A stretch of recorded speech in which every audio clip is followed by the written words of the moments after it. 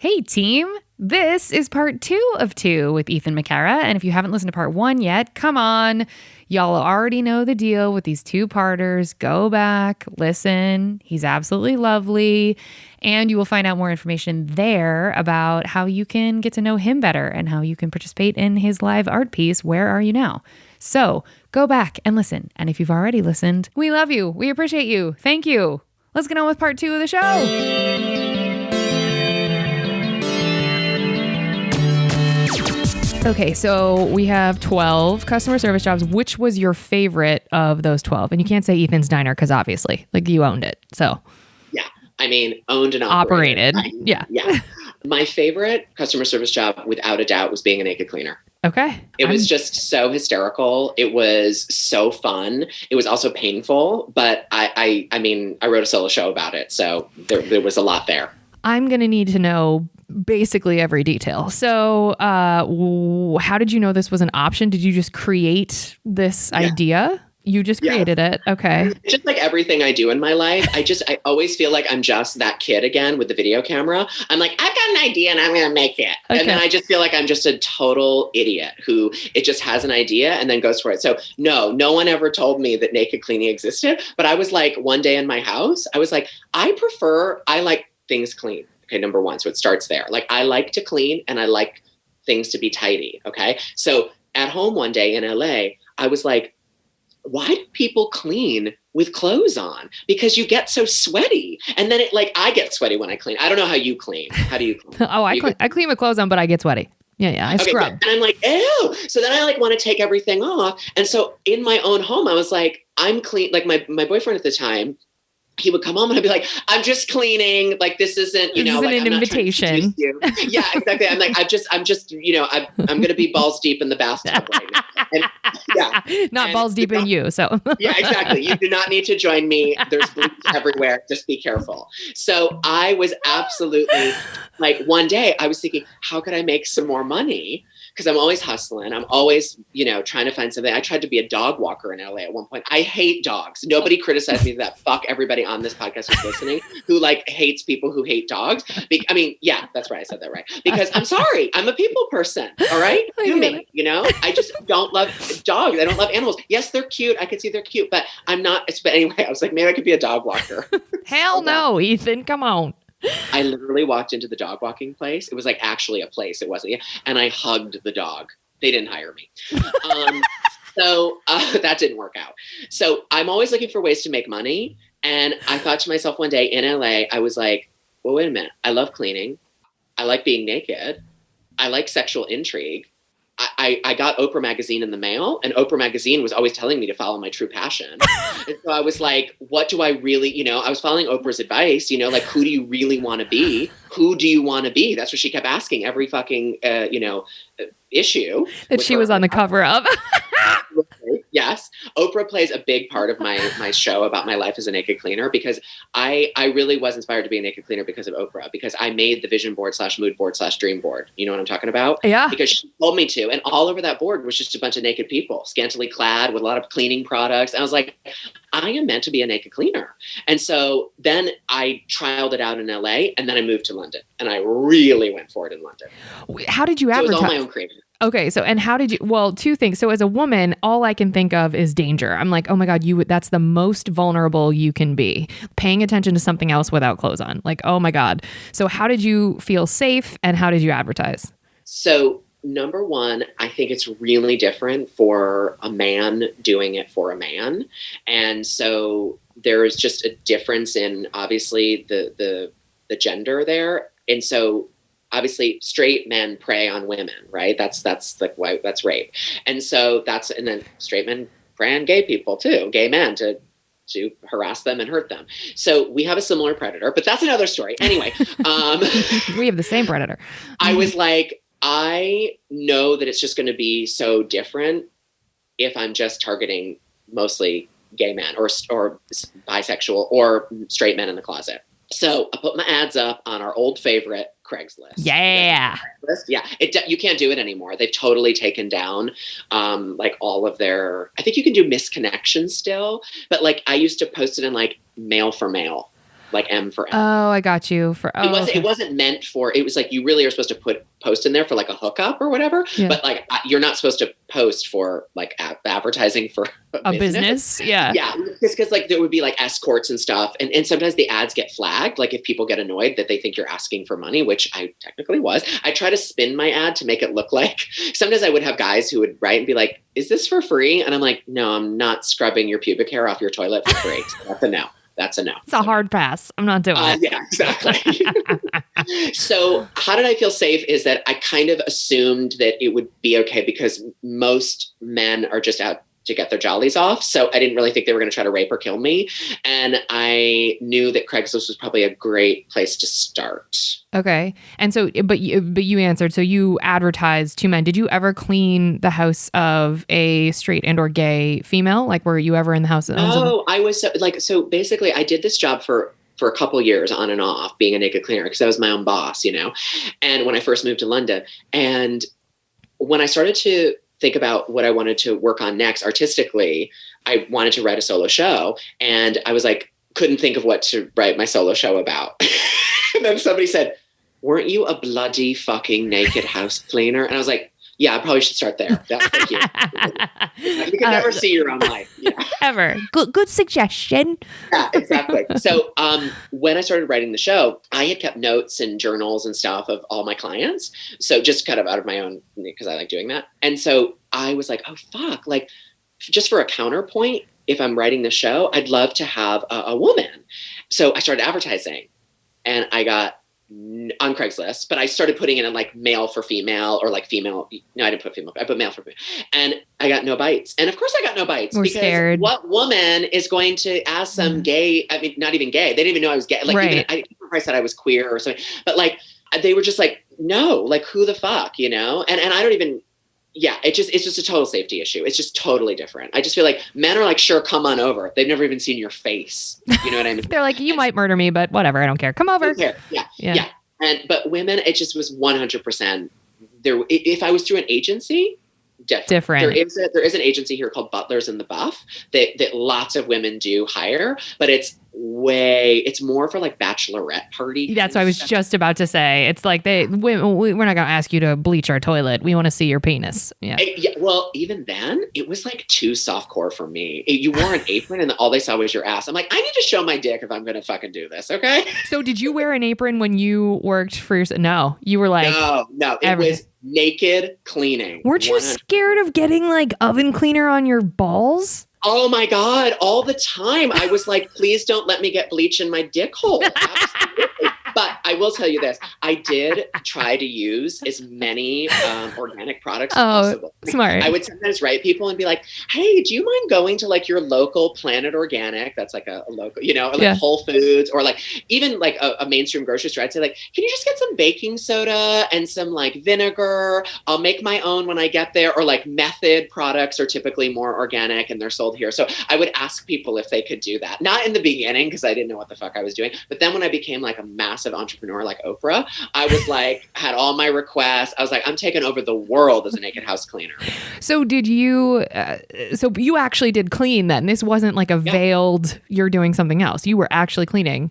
But a lot of people thought exactly what you just said. They thought it was like a ruse for me to come over and suck their dick or for them to suck my dick or something. You know, it was like absolutely, which I understand. I get it. I totally get it. But I was really, really clear with everybody. Like, no, I'm really going to clean your house. You're going to have glistening toilets. Yeah. Like, you're going to love the outcome of this because not only are you going to get a therapy session, because I'm going to listen to all your problems, which happened, and you're going to get to look at my fabulous body. You're welcome, folks. I'm like such an asshole right now. No, you're not. No, you're not. This is great. I like love and accept my body. It's great. You know, for me, I don't know if it's everybody's cup of tea, but I was like, you know what? I'm totally into this. And thirdly, your house is going to be cleaned. So this is a win-win situation. So they would want to, because often with cleaners, you know, we have them come in. Fuck off, Kate. You don't have any money. The people that hire them have them come in whilst you're at work or something. Exactly. So the idea was you, homeowner, are going to be there. We are going to chat. I know. It would crack me up when I would tell people about it, like mostly straight people, to be honest with you. And mostly when I started kind of promoting my show, it was called Coming Clean, Life as a Naked House Cleaner. People would be like, ask me questions, like kind of if I met them at a party or I told them about the show, and they'd say things like, so, well, why were people paying like premium rates and they weren't even home? I'm like, no, they were home. Okay. Like no one was hiring me to go clean their house while they were at work. Like that would be like a real waste of money. Well, but except for, the people who are, and not yuck and yums here, it's just the people who are into the voyeuristic thing. It's possible that I in my head, I thought, oh, some people probably had cameras in their apartments or their houses and just like wanted to seem as if they were creeping on you, even though it was consensual and what, I don't know. Maybe, that's true. That's true. That was never, ever the case. They were like, no, Ethan, we want to see you in the flesh. Exactly. Are you comfortable saying? It was just that the whole experience was about it being in person. Yeah. 100%. Yes, of course, there's people who love being a voyeur, and I do have stories about a guy who never watched me, and it irked me to no end, and it was almost like it was a purposeful power play. But of course, there's people like that. Of course, there's going to be somebody. But for the most part, everybody wanted the experience of it was titillating. It was what's going to happen. It's the whole fantasy of it. It was all about sexual fantasy, and that's why I wrote the show about sexual fantasy. So 2 things. Are you comfortable saying how much you charged? And if you're not, Skip, you are. In the beginning, I was an idiot, and I was like, I'm doing it like £20 an hour. And then I was like, no, this is crazy. So I brought my rate up to like 30. Then I did 40. Then I did 50. Then I did 80. Like, honestly, what I would do is I would try to get a vibe from the person. This is impossible, but I would try to get a vibe from the person's email of how rich they were. And that would depend on if they included a picture, which sometimes they did, because some people did, which is weirdly. Some people would tell me where they lived. So obviously from the postcode, I could determine if that's a rich area or not, like that. So I do that, which is not always true. And boy, I found out sometimes it really wasn't true. And thirdly, I would determine it kind of based on maybe if they said what they did or, for a living. Some people they give you information. I was playing detective, they'd be like, oh, hey, I'm on school break right now. Like so I'd be like, oh, they're a teacher, they're a professor. So I'd be like, oh, okay, like moderate income, okay, maybe I'll do like 30 pounds an hour. Some people will be like, hey, I'm just about to leave on an international trip. I'm like 80 an hour. Yeah, not that, it was totally arbitrary. I just was like, it would just be like, oh, okay, whatever I think or feel in the moment. Okay. And so then what would be an average amount of time you were spending in these houses? An hour to 2 hours. Oh, that's it? Yeah. Oh, so they didn't actually really want the cleaning. Okay. Because you can't get that house done in an hour, 2 hours. Okay. Oh, usually it would be like, I would concentrate on 1 or 2 rooms. Oh, I got you. So it was they were having the experience. Yeah. I'd be like, I'm going to do your bathroom and your kitchen kind of a thing. Okay. How did you get naked quickly? Would you just walk in and disrobe? Yeah, it was right to it. Ooh, boo. For me, there is no faffing around, as they would say here. You're just like, I'm not here to waste your time. I'm a sure thing, as Pretty Woman said. And I was like, come in. I do quick small talk, like, hey, look at the place. Okay, great. So what do you think you want cleaned? Tell me what you want cleaned. That conversation lasts 2 minutes. Great. You ready to get to it? I'd start unbuttoning everything and taking everything off. I was just went right for it. And we can absolutely skip this question. What would you do if you were incredibly attracted to, I know you weren't like, I'm not suggesting you would cheat on your man, but what would you do if you were really attracted to the person and then you're like, great, now I've got to get naked and this person's hot? That was so rare that I was there was a mutual attraction to the person. But every once in a while I'd be like, this is killing me because you're going to pay me.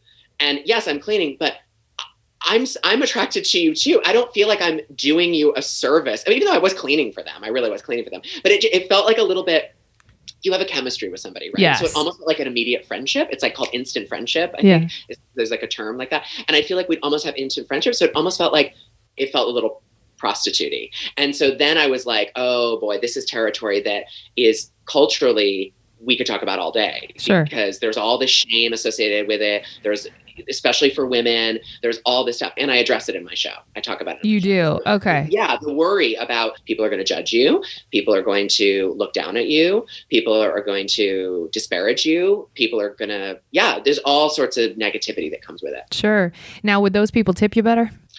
Oh my God, people don't tip here. People do not tip here. It's unbelievable. That's why I was like, I need to raise my rates immediately, because like if I am charging 20 an hour, like I'm never going to get a 30-pound tip on top of it. So yeah, I just tried to raise my rates. No, people, I mean, I had a few, maybe like one or two that I can think of who gave me like a little extra. They're like, here's 1 pound for your penis.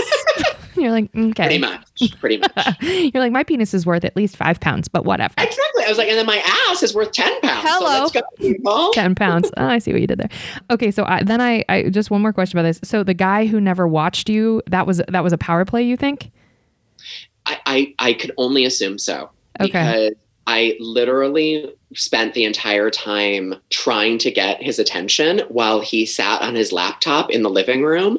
And it was like comical. I looked like a cartoon. It was like the stereotype. I would have like the feather duster, which I never did that kind of stuff. I would grab a feather duster and I'd be like bending over right in front of his computer screen. And he wouldn't look up from it. He wouldn't look at me. If I asked him a question, he'd answer. Hey, where's the broom? He'd be like, oh, it's over here. He had a nice energy about him. He wasn't like, but he absolutely would not look at me. He would not look at me. So I gave up and I just went into the kitchen and he didn't follow me. And I literally took and demolded his entire refrigerator because it was full of mold.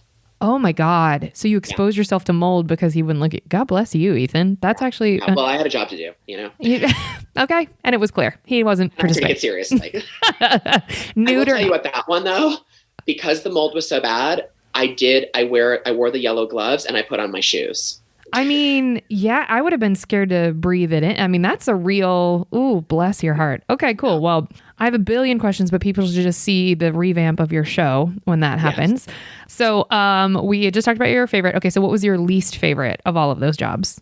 Telemarketing. Oh, I bet. Why? Telemarketing was so painful. Telemarketing is so painful. I know it seems like a weird customer service job because it's not like waiting tables where you're interacting with a lot, but it is customer service in the sense calling people. We had to do surveys. That's what I did.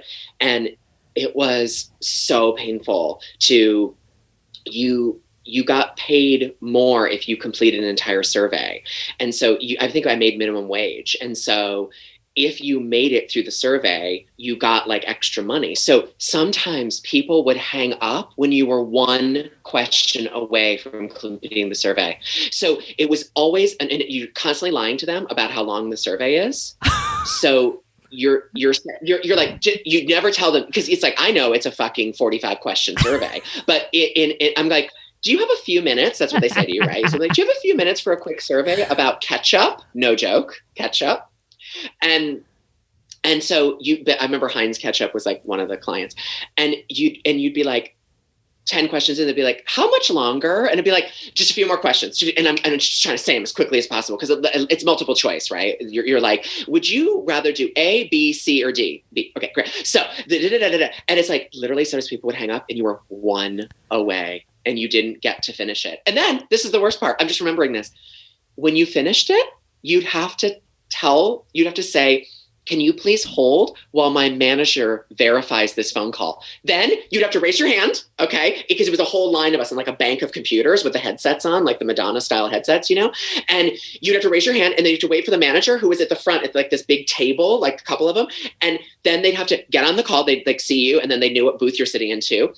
And then they'd have to come on and say, hey, I just want to confirm that you answered, 35 questions about the da-da-da-da. And the person would have to say, sometimes while you were waiting for the manager to go, they hung up. Oh. And sometimes the managers would be nice and they'd be like, I trust you and it's okay. But luckily I worked there for, 2-3 weeks. And I worked there for longer than 2-3 weeks, but 2-3 weeks in, they asked me to be a manager. Oh, and you're like, thank God. You're like, yes, please, right now. Yes. But it was a place full of characters. Oh my God. The people who work there, unfucking believable. It's like a movie. It's like a TV show. It's insane. The amount of people and the things that people say to you, like your coworkers, just the break room. I mean, first of all, it was all disgusting. It was in Manhattan, but it was still like in a hovel. I mean, it just really was like, oh my God, I cannot believe we were allowed. It's like asbestos was like coming out of the ceiling. And you're like, I can't believe we're allowed to work here. You know, you can just picture it, right? The ceiling is broken and there's like things falling through and there's like literally like 45-year-old computers. I hear the buzzing of fluorescent lights in the, Absolutely. oh God. Absolutely. Yeah. Yeah. Sexual harassment everywhere. Just unbelievable. Why do you feel like these coworkers were more characters, or like there was so much more going on in this telemarketing world as compared to, you know, restaurants or other places? Like what makes you think of characters at this job? Did it just attract weird personalities? It's a really good question. It might be because it was a flexible job. So it was people who, they did have a morning shift and a night shift. I always worked the night shift. So you found a lot of people who'd come after their full-time jobs. Bless. And their full-time jobs were already low-paid jobs. And so it was people just trying to put food on the table. I mean, honestly, some of the people who came in, and I'm really now really going back into this, they 100% would come in. They looked homeless. They would have and maybe they were, I don't even know sometimes, or maybe they were living in hostels or maybe in kind of like transitional housing. Kind of yeah. But incredible speaking voices. I mean, I remember when I became a manager, then they come in, they looked so down and out, shabby. And really everyone had a telephone voice. That was what was so fun about it, because it was almost like Jekyll and Hyde. Like I remember this woman, her name was Margot. She came in, she was from the Bronx, and she talked like this, you know, and she had the whole accent. And she'd be like, hey, boo, how you doing? And she asked me to have a three-way one day. She's like, we have a three-way, me, you, and Mario. It was like this other manager. I'm like, no, ew. And so she was totally like crazy, right? And just a character. I loved her.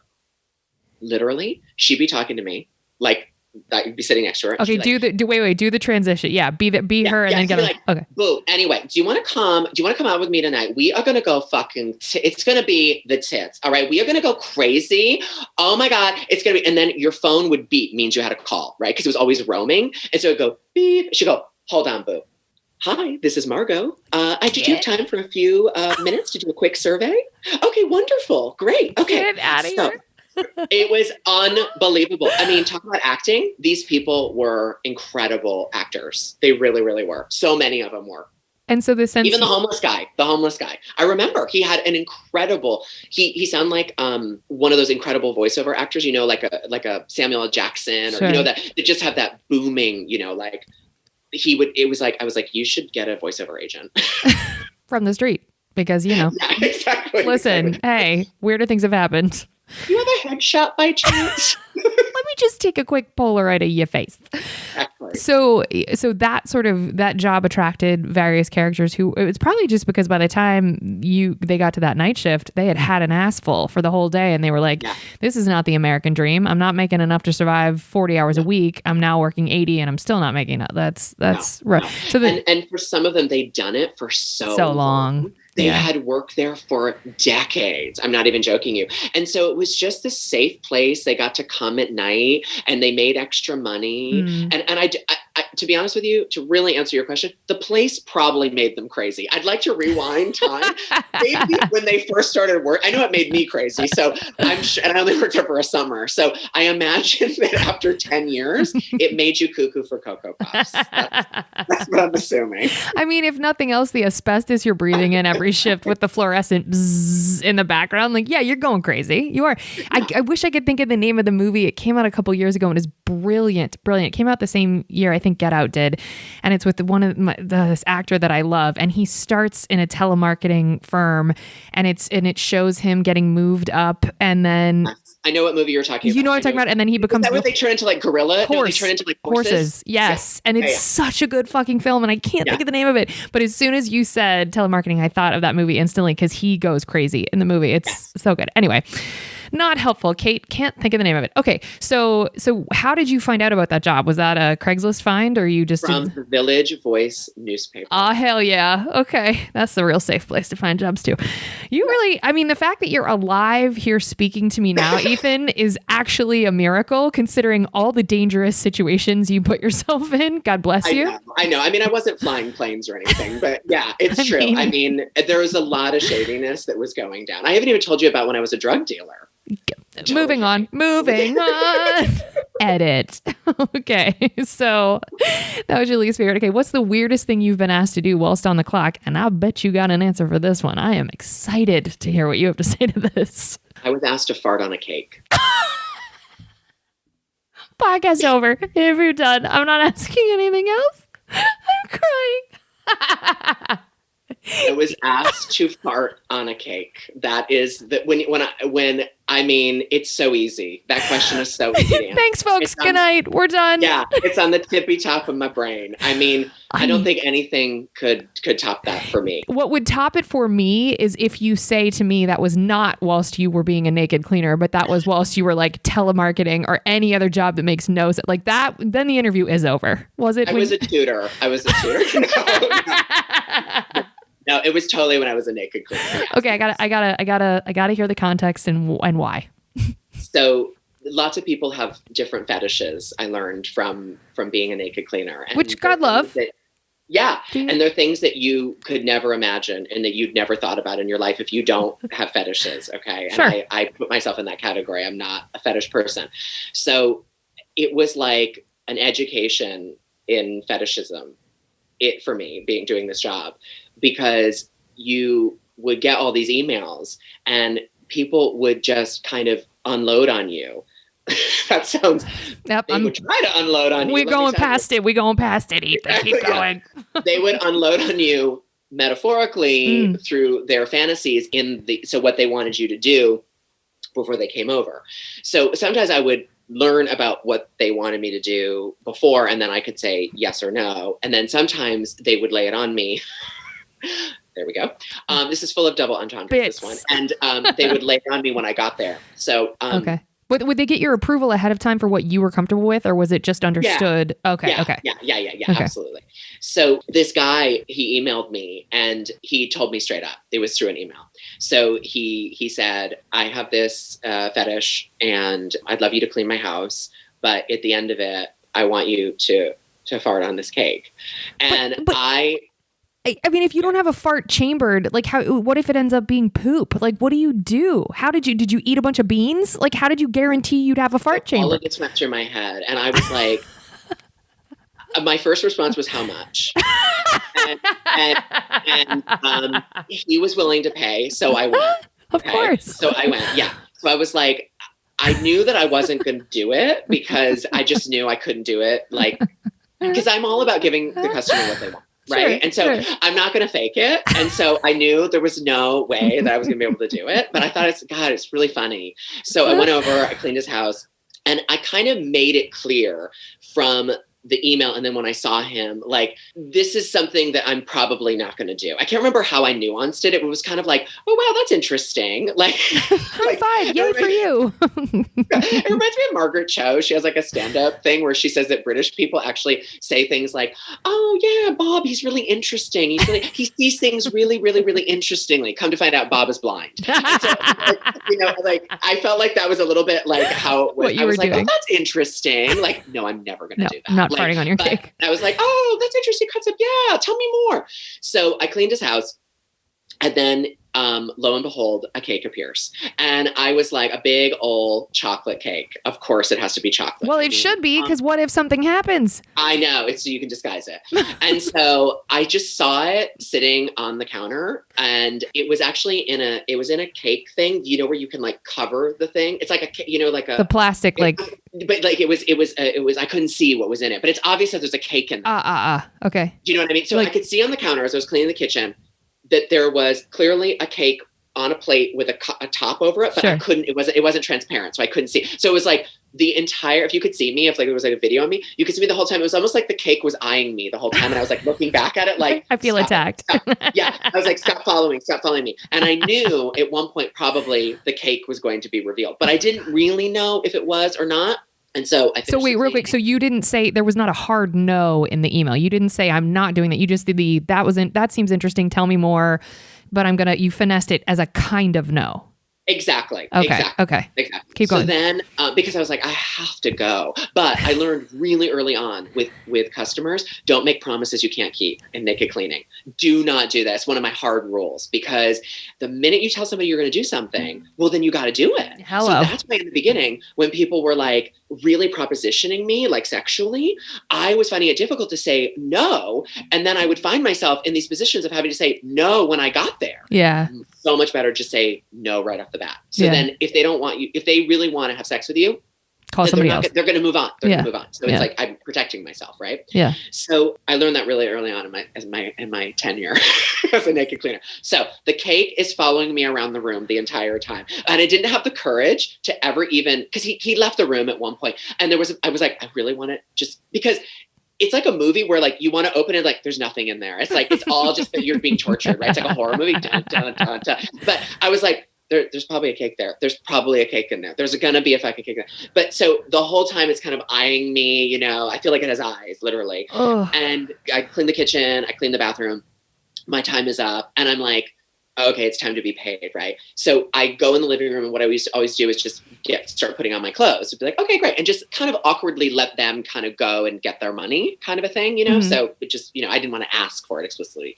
And so he left the room. I was like, okay, he's going to go get his money, or he's going to get the cake. He comes back in with the cake, and he sets it down on the coffee table. And I'm like, you know what? I'm not feeling well, and I just don't, it's probably not a good time. I don't want diarrhea on your cake. Exactly. That's what I was also trying to imply. I was like, a bit bubbly. So don't know it's the best time, really. But you know what? Rain check. And can I fart for you another day? Yeah. And because I really wanted to see the cake. I really did. There was some part of me that was like sickly not wanting to see it, but I did want to see it. Yeah. So I got to see the cake, and it was, like I told you, a big old chocolate cake, and it had a little cherry on top, little maraschino cherry right on top, and little white piping on the top. Somebody put effort into the fart cake. That's interesting. I wonder if he paid for it. I think he wanted to film it, to be honest with you. Oh, yeah, no thanks. And I was like, oh God, now I'm like, by the way, come to find out, just so everybody knows who's listening and you, this is a real thing. This is a real thing. People fart on cakes, and you can go there's a website. It's called cakefarter.com, but it's now defunct. So for your viewers, for your listeners, it doesn't exist anymore, but there's a real thing. And there's also meatloaffarter.com. People fart on meatloafs. I'm sorry. I'm sorry is right. But here's the thing. I just want to say this. I have no judgment on this whatsoever. I fucking love it. I love that you get off on birthday cake farts because you like to see the frosting fly across the room when someone farts on it. I love that. I love the nuance of that you like to watch somebody fart on a meatloaf. Sign me up any day. It's why I went to the guy's house. It's why I did what I did. Well, and also I also love, to your point, yes, I love that too. And also I love that these people are so are confident enough in themselves to ask for it. It's like, I can barely ask people to take me to the airport, much less have the, the chutzpah or the confidence to be like, will you fart on a cake for me? Like, I just can't imagine the level of self-love and confidence that it requires to be like, I'm gonna get what I want, even though it's this particular thing. Like, God love them. I want you to know, I will fart on a cake for you. Appreciate you, Ethan. And I'll bring you to the airport. Thank you. Here's what I can promise you. I will bring you to the airport. That's as far as it's going. Okay. Now, did that guy not pay you because you didn't fart? No, he totally did. He did. Totally paid. Did he handle it okay? I warned him because don't make promises you can't keep. I think he knew it was probably going to be a no-go, but he still tried anyway, bless his cotton socks, and that he was probably only wearing. And did the people you cleaned for get naked too? Sometimes. Hell yeah.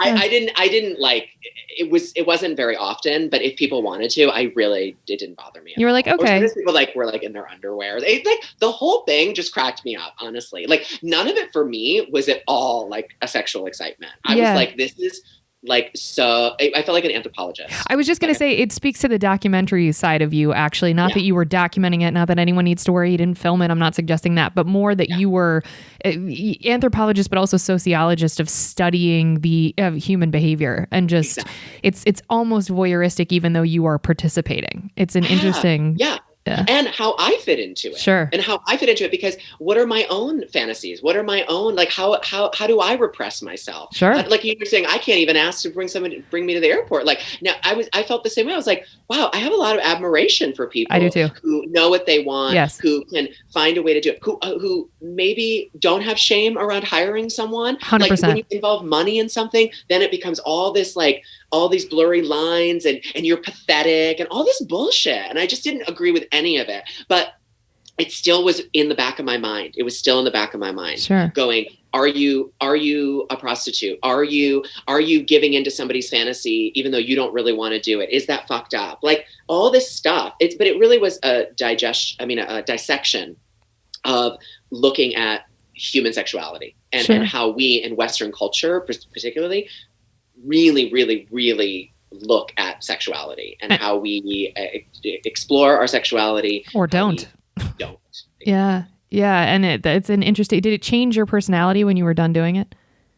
Yeah. I mean, it's just like anything. I feel like I have more empathy. I think about people differently. I listen better. Because honestly, I spent most of my time listening to people and their stories. That's what I did. It was like I was a therapist. That was really where I spent most of my time.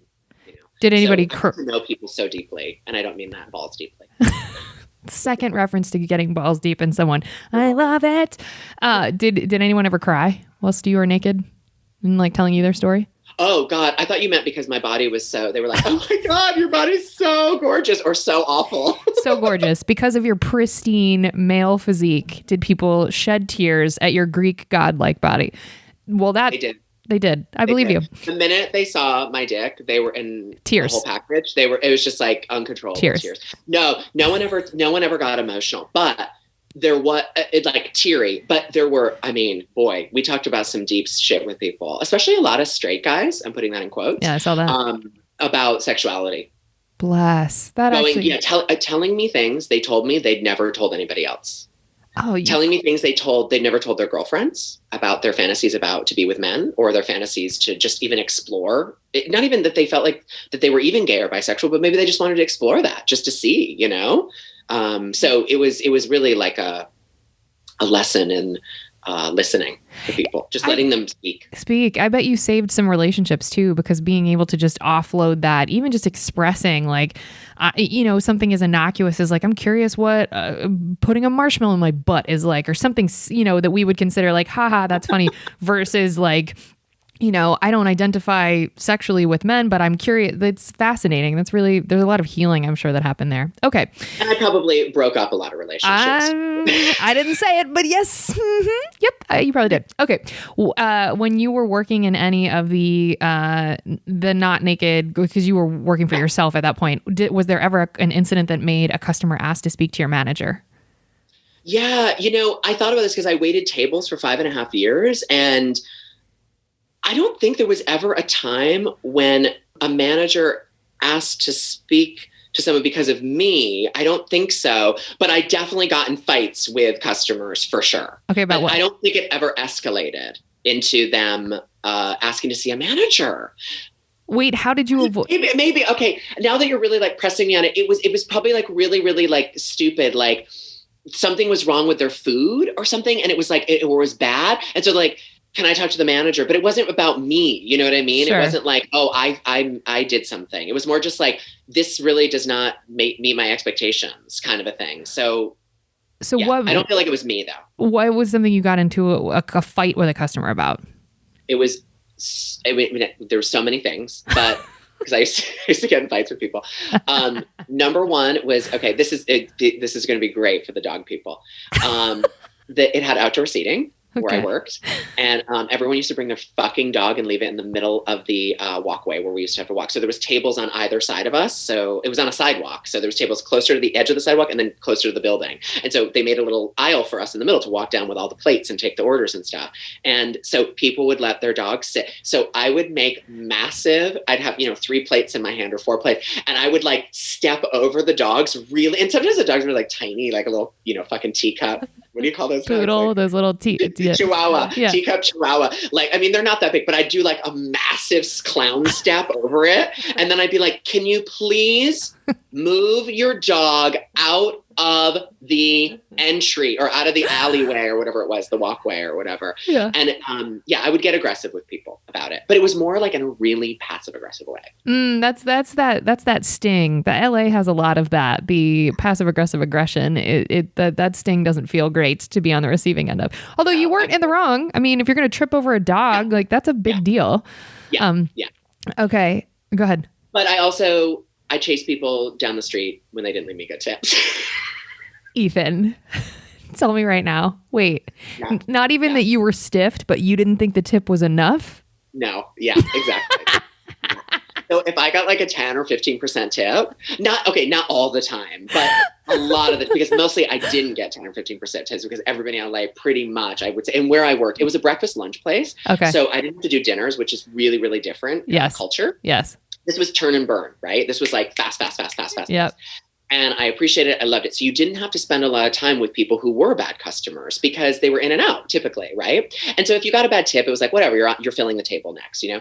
But occasionally, if it was a day where it wasn't that busy and I had the time and I saw that they left me $3 on a $35 check or, you know, something like that, I fucking chased after them down the street on the sidewalks. They were walking to their car and I would confront them. Now, I didn't do it. I want to tell you this. I didn't do it like there was one I'm specifically remembering, and they were appalled that they were being chased down the street by a waiter. They were like, oh my God. So I would go and I chased after them. And this was always my kind of MO. I'd be like, excuse me. And I'd be like, literally running, like, you know, with a little apron and like hearing all my change, like bounce in my pocket, like literally abandoning my tables, like literally running down the street and then going, hey, I'd be like, hey, excuse me. I'd be like, hey, and they're thinking that they left something at the restaurant, that I'm chasing them for their sunglasses or something.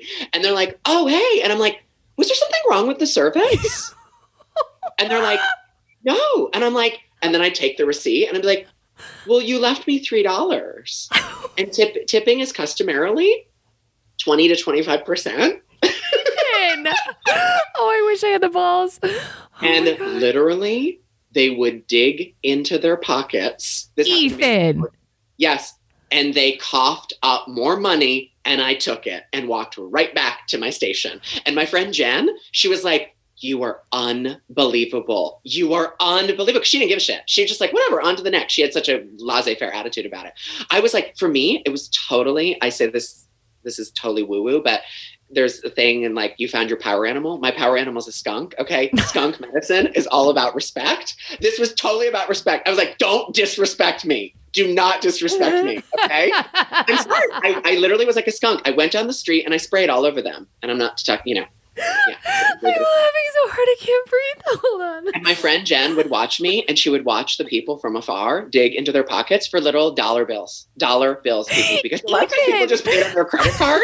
So like they weren't going to hand me their credit card and I'm going to go rerun it, you know? So they'd literally be like digging into Oh my God. Wait, so how did your manager not fire you over some shit like that? Like I would call the restaurant back and be like, I got chased. People, because it's one word, it's called shame. People were so shamed that I shamed them that they know it or else. Because yes, it's so true. I just happened to pick the right people to do that to. Oh yeah. Of course I could have gotten somebody who, of course, there's plenty of people. I probably would have been like this. Be like, what? Fuck you. I mean, I never would badly tip someone, but yes, maybe somebody would be aggressive. Like, how dare you say, like, that's what I thought your service was worth. But I never had those people. They just paid me the money that I deserve. Thank you very many. Oh boy. Okie dokie. Amazing. I sound like a total asshole. No, you don't. You sound like confident. I'm so jealous. You're a skunk. I love it. Okay. What was the last straw that got you out of the server job? I literally had the Hollywood fairy tale. I worked for 5.5 years at this restaurant and I got a huge hosting job.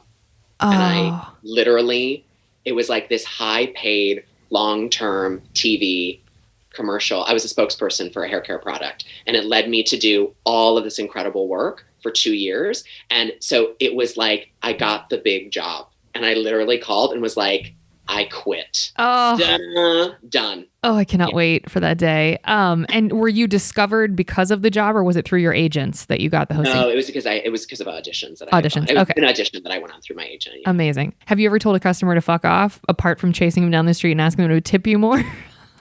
I want to say for the record that, because I've listened to your podcast, I feel like I had so many great interactions with customers. I feel like my experience was really, really, I met so many nice people. So I never told anybody to fuck off. I definitely had moments where, not to say I didn't have occasional bad customers. Sure.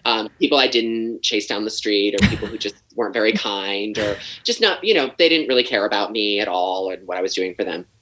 But for the most part, I had so many nice people. Oh my God, they were so nice, and they were so kind, and they came to my shows, and they supported my stuff, and they became my friends. And they to this day, I mean, when I took my show, The Coming Clean, about my life as a naked house cleaner, when I brought it to LA, I had customers from that job in the audience, and I haven't worked there in a decade, or more. So it was incredible. Okay, Ethan, you're a hero. We're in the negative section. You can do all the happy shit and dessert. Just tell us the bad stuff. All right. So you never tell a customer to fuck off. Congratulations. You're the only one. Fuck off. No. Okay, no. Ethan, we're moving on. How many bodily fluids have been on your person whilst you were working? Oh God. Being a naked cleaner, a few, I'll have to say. Okay. I'm not going to get into it too specifically, but yeah, I'll just say, there could have been a few. Okay. But in the traditional sense, like, no, not because I listen to your other podcasts, when people talk about, like, if you work in a bar, like, I never worked in a bar, so people don't throw up. I certainly didn't work in a strip club, so I wasn't taking a drink out of somebody's vagina. So hi, Bella. No, I a naked cleaning, yes, a couple bodily fluids, but other than that, none. I don't think. Okay. Yeah. Well, that's good. Do you tip? Of course. Okay. How much? Yeah. Oh, 25% at least. Yeah. I mean, it will here. It's in the UK. Sure. It's really awkward because they there is a 12.5 is the standard here. Okay. And sometimes they try to they add it to the bill and then they run your credit card. So you have to tell them, actually, I want to leave more. Oh, wow. So it becomes this whole thing where you're like, oh, wait, don't run it. Yeah, But in America, 20 to 25%. Okay. Do you ever not tip? Never. Never? Even if the service is bad? Never, ever, ever, ever. I would never do that. What if they are like, I don't know, disparaging you, or just like they're out of their minds rude to you, or they... Even then, if somebody called me a faggot or something like that, then no. But if somebody is just busy, or they even come across as a little rude, no. Wow.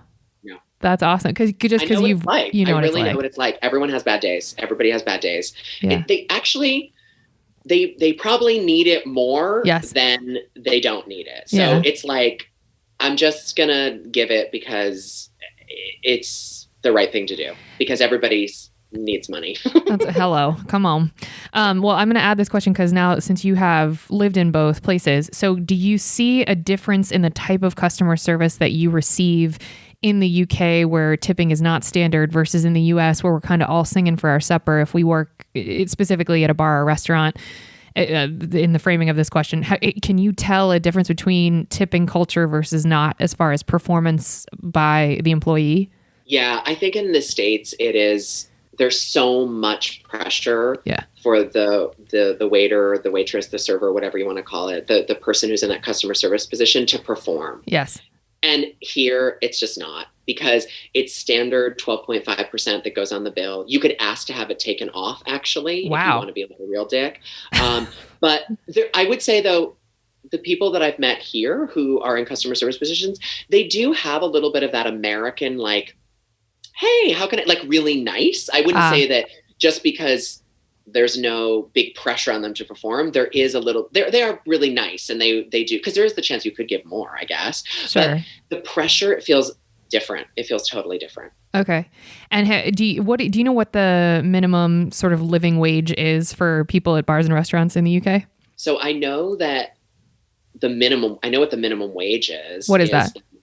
I think it's, I just said that, and then I'm like, I think it's $8.25 or $8.75, something like that. $8.25. It's really low. But London has a London minimum wage, but it's not law to use it. It's just recommended. And that is much higher. I think it's $10.75. So if you are a smart business and you're a business who cares about your employees and you're a business who is socially conscious, then you pay your employees $10.75. But I guarantee you most restaurants don't do that. Yeah, I would imagine not. They try to get away with, yeah. Anyway, have you ever been stiffed? I guess not, because if you're running down the street to get your money. No, I have. Oh, you have? How'd you handle that?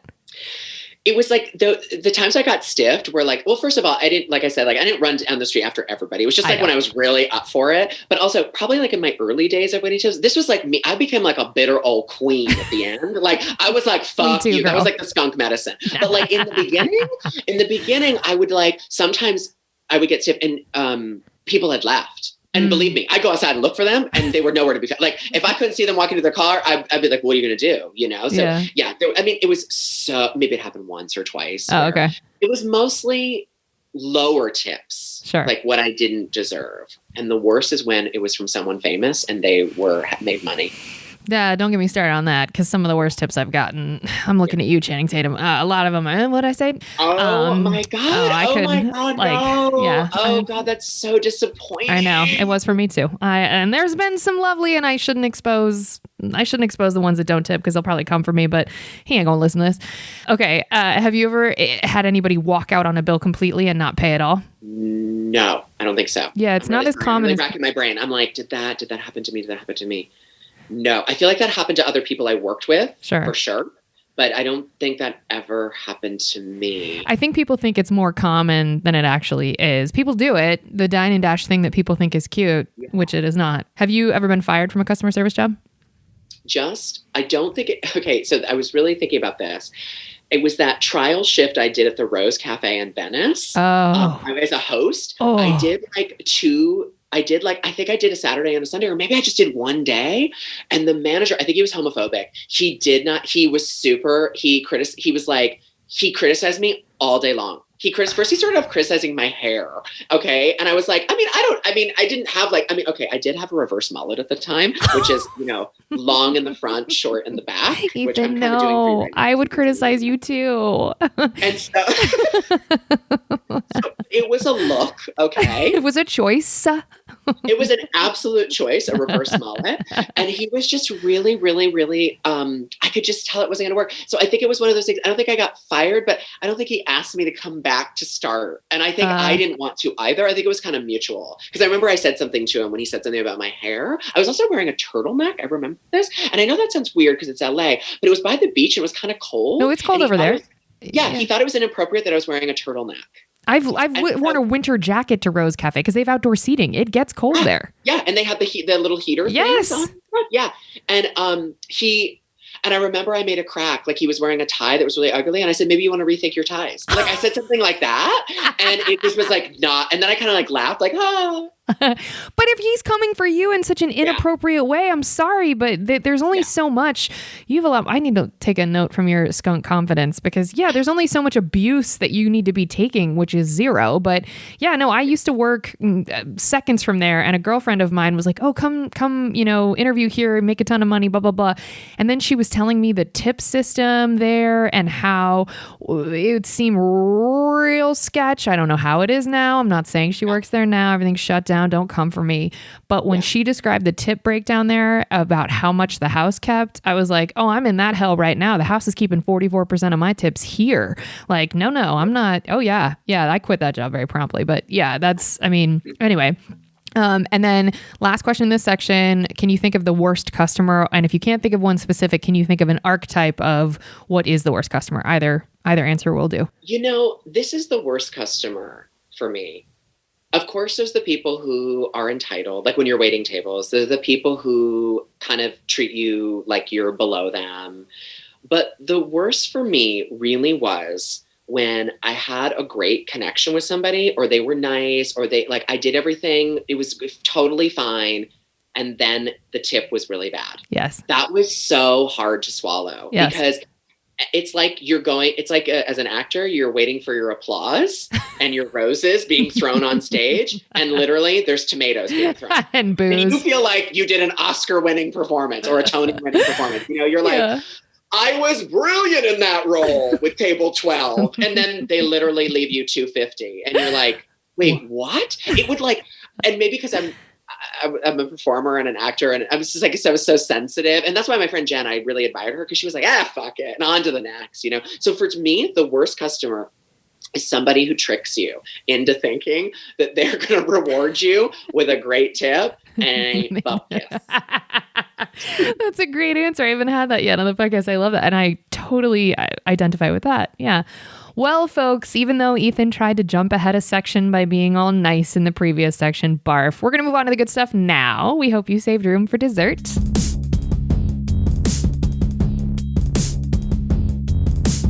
Okay, what's the nicest thing a customer has done for you whilst you were working? When I was waiting tables, I had a regular customer who come in all the time. So I had lots of regular customers and become friends with them casually, like friends in there.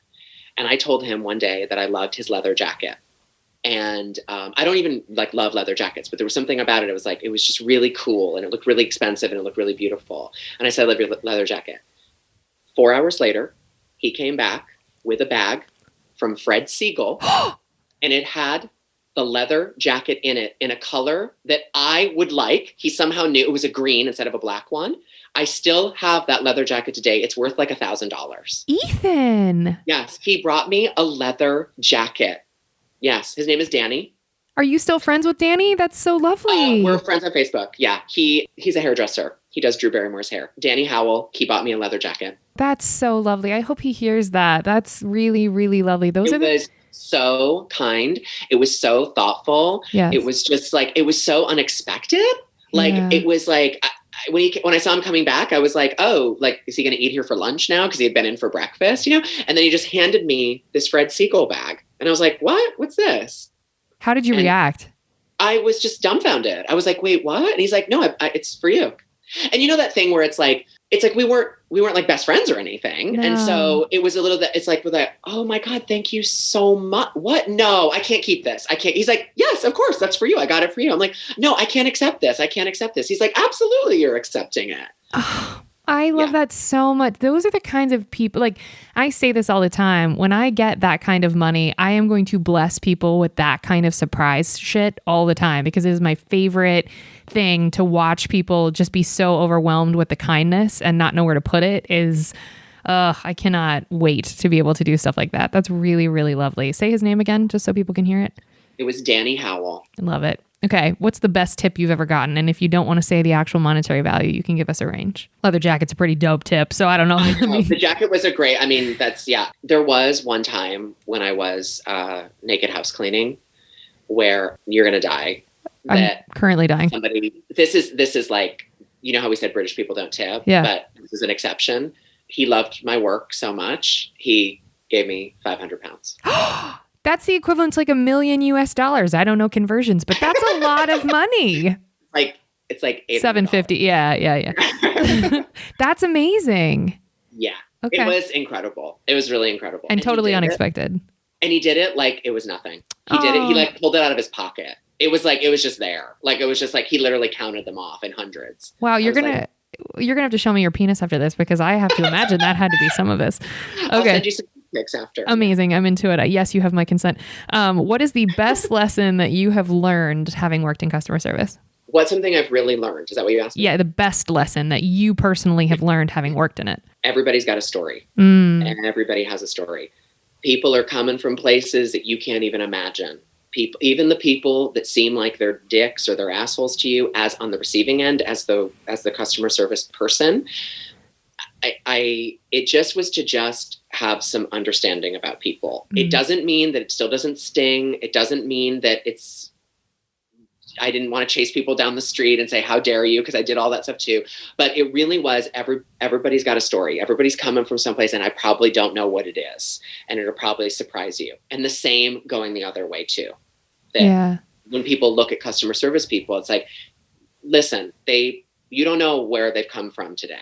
So it was really that, like, I think just thinking about where everybody's coming from. So then knowing that, how do you not accept unacceptable behavior though? Because you stood up for yourself in the situation with the Rose Cafe dick face. So how do you balance that with not being abused? I think in the sense of like, with people who were overtly rude to me, then absolutely would call them out on that. But still, somewhere in the back of my head, knowing that it probably wasn't about me, like they've got either they're triggered by me for some reason. Maybe it was because I'm gay and they're homophobic. I don't know. Maybe it was because they got something else, because they're having a bad day or they just got fired or whatever. It was just somewhere trying to like distance myself from it, like not take everything personally. It was hard. It was always hard, but yes, I definitely didn't. I didn't suffer fools. Is that the expression? I love that phrase. Like, yeah. I was like, no, I'm going to stand up for myself, but that's no excuse for them to treat me like dirt. But still, they're coming from someplace. I don't know what that place is, but it's somewhere. I got you. Who's the best customer you have ever, or an example of what would be the best customer if you don't want to pick someone specific? People who tip me in leather jackets and hold hard cash. Pretty good. Pretty dope. Actually. Okay, great. Yeah. And people who really go above and beyond to monetarily show you how much they appreciate you. Big fan of that too. Yeah, I will actually chill your wine at your table if that's what it takes. You want it to spin in the ice? I got you, boo. And then finally, what's one piece of advice that you would give to customers who interact with customer service workers? So think about it this way. People fuck up at their jobs all the time. People aren't perfect. People have bad days. People mess up. You never go to a teacher and say to the teacher, hey, my kid didn't really get the lesson that you taught them today, so I'm going to dock your pay. You don't go to an accountant and say, or the accountant's assistant and say, hey, you inverted some numbers here, so that's going to be $20 off of your pay today. But for waiters and waitresses and people in customer service, especially waiters and waitresses, you are constantly keeping a tally of how you're going to dock their pay. And it's so unbelievable. It doesn't exist anywhere else. So ask yourself in your job, whatever boring job you do or exciting job you do in your life, if you're in LA and you're a famous actor and you're coming in, no one docks your pay when you forget a line. No one docks your pay when you fuck up a take 1 million times. You still get paid your $1 billion. So, or even if whatever you do, it doesn't have to be $1 billion, you still get paid your wage. So stop putting all this energy into trying to make these people perform for you in the best case scenario, because life doesn't work like that. People make mistakes, period, the end. I was having an aneurysm when he was saying all of that, because that is so true. And I've never thought about it like that. I don't go to my doctor and say, you know what, that jacket is too white. You can go ahead and tell my insurance company to, only pay you $20 million or whatever the fuck. I don't know what doctors make. Yeah, that's a great point. And it is punitive. And there is definitely a power struggle of, if this person doesn't dance the exact steps that I have set out in my head that they need to, they're not getting blessed today. Now, granted, I don't know how you feel about this, but the tipping culture that we have required to be part of the United States is wildly unfair to everyone involved, except for the business owner, because the wage becomes the responsibility of the customer, which is unfair.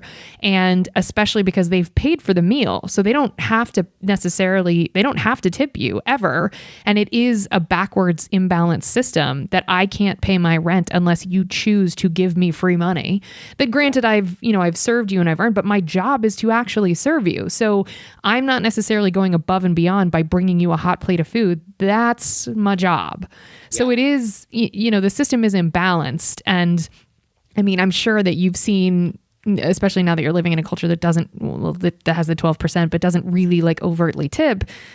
It isn't ideal what we've set up in the States, but it is how it is. So unless you're going to affect policy change, you are signing up when you go out to eat for that. Otherwise, get takeout and don't tip and feel less guilty about it. I don't know. It's a flawed system. On takeout too. I do too. Here's the thing. I totally agree with you. It's such a racket.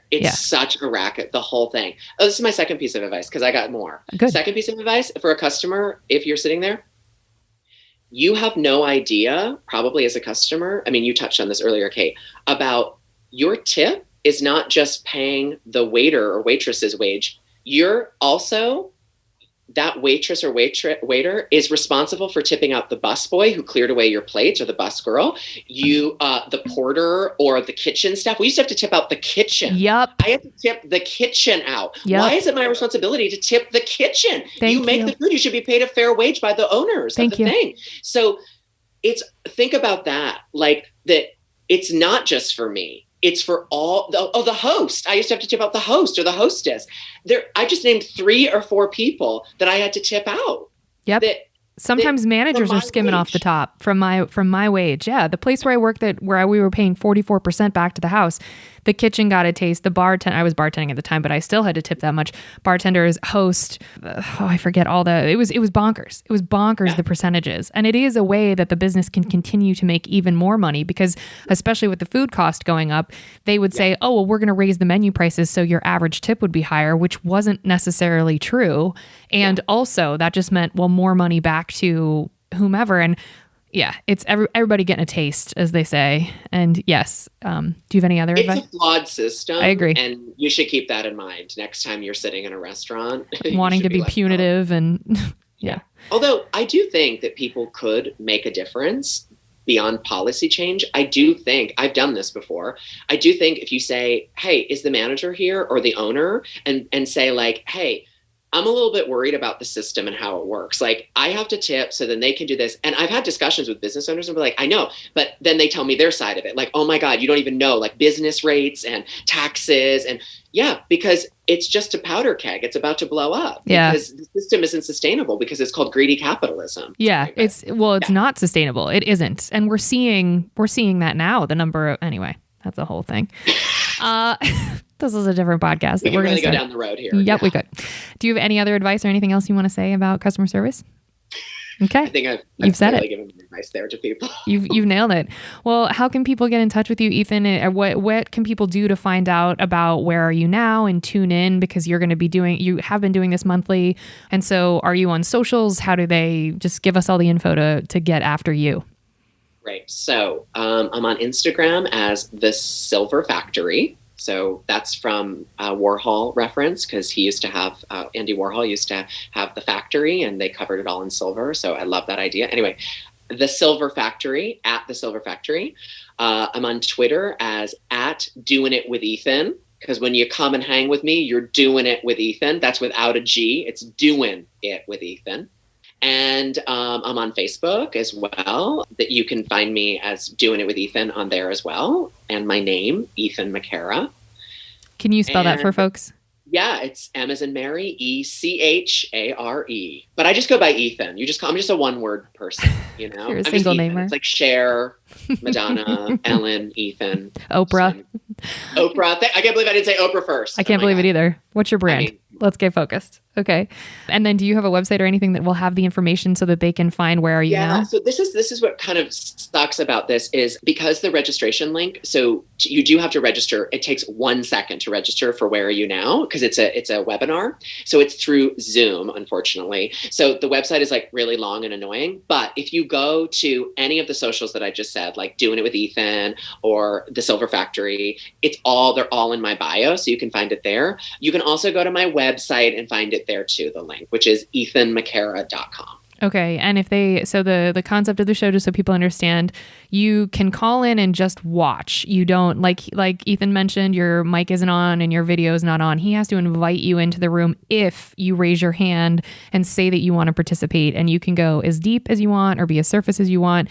And Ethan asks really loving and thoughtful questions and is a great interviewer. So if you want to spill your guts to people all over the world and just participate in this really cool experiment / show, you should definitely tune in. It is worth watching. And it goes for 8 hours. So if you're busy throughout the day, you can just check in and be on for 20 minutes or whatever and go do your thing and come back.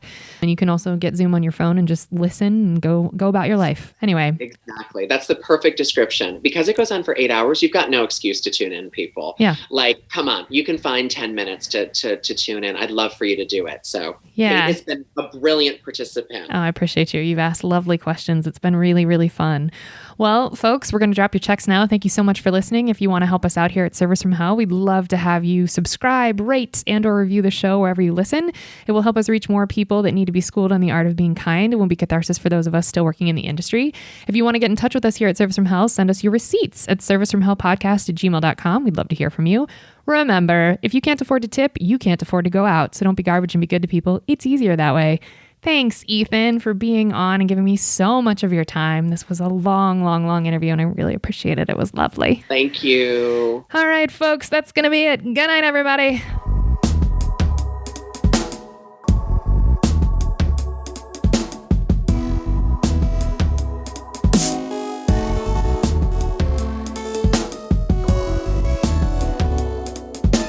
This was lovely. Oh my God. How do you edit this down? Oh, editing takes me several days. It's hard. Do you talk to people for 2 hours? No, you're very, I'm going to make this a 2-parter, but people who are really comfortable, who give me a lot and I want them to like learn from, I usually make it a 2-parter, but yeah, editing takes a lot. I got to figure out a way to monetize this thing because it's a lot of work, as you know. I know. Thanks for listening.